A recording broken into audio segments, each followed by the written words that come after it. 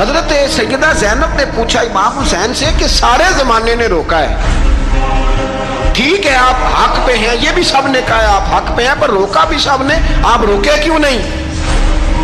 تو ابن کثیر اور ابن اسیر لکھتے ہیں کہ امام حسین رو پڑے، کہنے لگے بہن میں رک جاتا، پر میں نے رات کو نانا مصطفیٰ کو خواب میں دیکھا ہے۔ تو حضور نے فرمایا حسین اگر آج یہ رواج پڑ گیا نا یزید جیسے لوگوں کا تو قیامت تک پڑا رہے گا، پھر لوگ کہیں گے کوئی نکلا نہیں تھا تو ہمیں بھی نکلنا، پھر لوگ ظالموں کے سامنے گردنیں جھکانے کے عادی ہو جائیں گے۔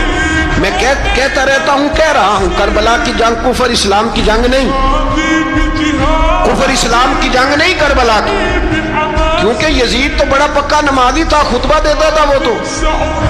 جب امام حسین رضی اللہ تعالیٰ عنہ نے کربلا کے میدان میں جمعے کا دن تھا تو یزید کے سامنے کو بات کرنی شروع کی عمر بن سعد کے سامنے، تو عمر بن سعد کہنے لگا حسین زیادہ باتیں نہ کر، ہمارا جمعہ لیٹ ہو رہا ہے، جنگ کے لیے تیار ہو، فٹافٹ آ، اہل بیت نبوت کو قتل کریں گے اور قتل کے بعد پھر نماز پڑھیں گے اور پھر کہیں گے اللہم صلی علی محمد وعلی آل محمد، اسی نماز میں پھر درود بھی پڑھیں گے۔ یہ کیسا مرتبہ ہے، کیسا انداز ہے، دوستی قاتل سے بھی مقتول سے یارانہ بھی۔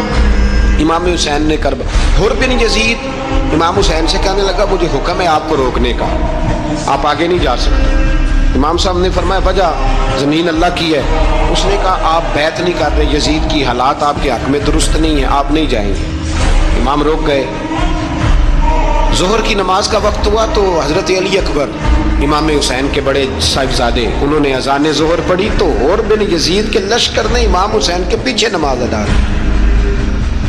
کہا بھئی تم مقابلے میں آئے ہو نماز پیچھے پڑھتے ہو؟ کہا حضور مقابلہ تو تلواروں سے کر رہے ہیں پر ہمارا دل تو مانتا ہے نا کہ مصطفیٰ کا نواسہ بڑی شان والا ہے۔